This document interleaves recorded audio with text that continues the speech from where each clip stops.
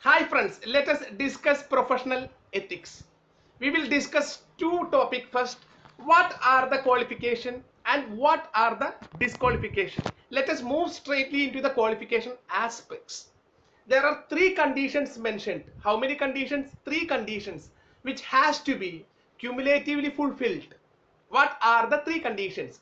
A person who has cleared the final examination, the basic condition number one, and he has completed his training include articleship training, ITT training, or such other trainings as may be prescribed by the ICAI, and after qualifying he has completed his GMCS course. If three conditions has cumulatively fulfilled, then his name and his number will entered into the register of the member. Then he will become a chartered accountant. However, it is important, highly relevant to discuss the disqualification criteria and why such disqualification has been set. At the time of making application, at what time? Making the application, your age is less than 21 years of age. Thus, your age is set for, minimum age is set for enrolling as a member is 21 years of age. That is the age-wise restriction. Unsound mind, as per the competent court, two conditions has been mentioned here. Unsound mind, and that has to be proven by the competent court. As we know, the main function of a chartered accountant is the attestation function. He is required to attest, sign many documents, many place. So unsound mind person will sign anywhere he want to sign. Thus, it is difficult to take an action if there is any guilty on the part of unsound mind. So it is better unsound mind disqualified straight away, and that has to be proven by the competent court. The ordinary person cannot tell that a person is unsound mind. It should be proved scientifically by the competent court. They will adopt EQ, IQ and such other tests to prove that a person is unsound mind. Undischarged insolvent. Who is an undischarged insolvent? A person become bankrupt, and a person who is owing money to many persons, and that person is known as creditors. They may be moved into the court for recovering money in the form of legal actions, and most of our valuable time we will spend in the court. Why this disqualification criteria has been set? Because it will hamper the independence. If anyone offer the money and the person is insolvent for want and for needs of the money, he may be change his independent opinion. Thus it will affect the independency.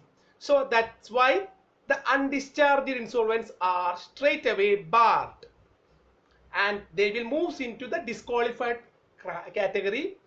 Discharged insolvent discharged insolvent who has settled all the money which is payable to his creditors.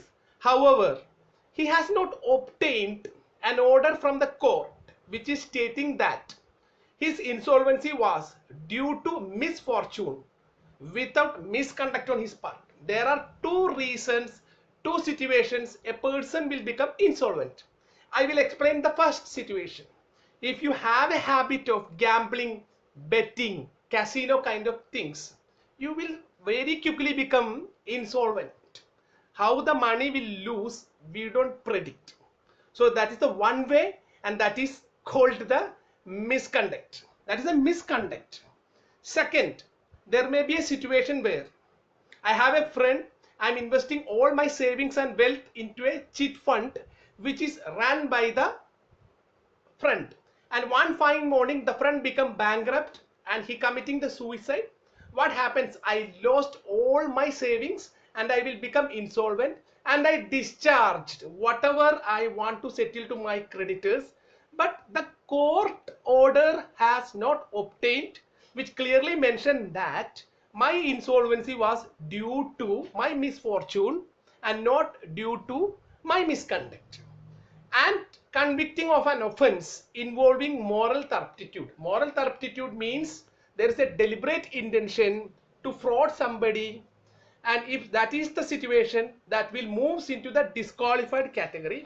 However, if there is any pardon granted or the disqualification is removed by the central government, then he will become qualified, even though he has committed the offense involving moral turpitude, and removed from the membership by ICAI due to misconduct. Part 1, Part 2, Part 3 covers with a lot of situations, a lot of incidents. If a member do those activities, then straight away he will become guilty of professional misconduct, which we will discuss each and every one through the respective clause.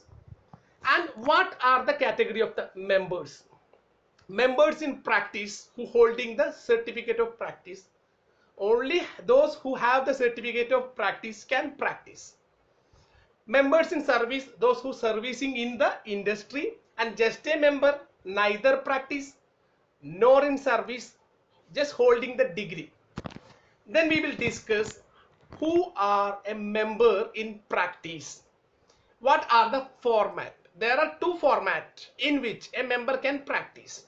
One individually and another is the partnership form. Individually should be in the personal name of the proprietor, in sole practitioner firm and his name. Partnership format, he can sign in individual name and the firm name. Then moves into a member who is deemed to be in practice when he individually or in the partnership format. In a consideration or remuneration, there should be two elements: consideration or remuneration. Engage himself in practice of accountancy, offer to perform audit and related service, hold himself out to be the public as an accountant, render professional service or assistance in accounting procedure, render management consultancy service. These are the 5 situations. Aside from that, there are 3 other situations as mentioned, but the main condition is he should not be in salary cum employment basis. That means there should not be any employer-employee kind of relationship, where we already learned in Income Tax Act. If there is an employer and employee relationship, the employer have the full control over employee, and the another feature of employment is it will be on a full-time basis. That two conditions should not fulfill in the following capacity and role: liquidator, trustee, executor, administrator, arbitrator, receiver, advisor, representative for costing financial taxation matter, appointed by the central government, state government, legal authority or secretary.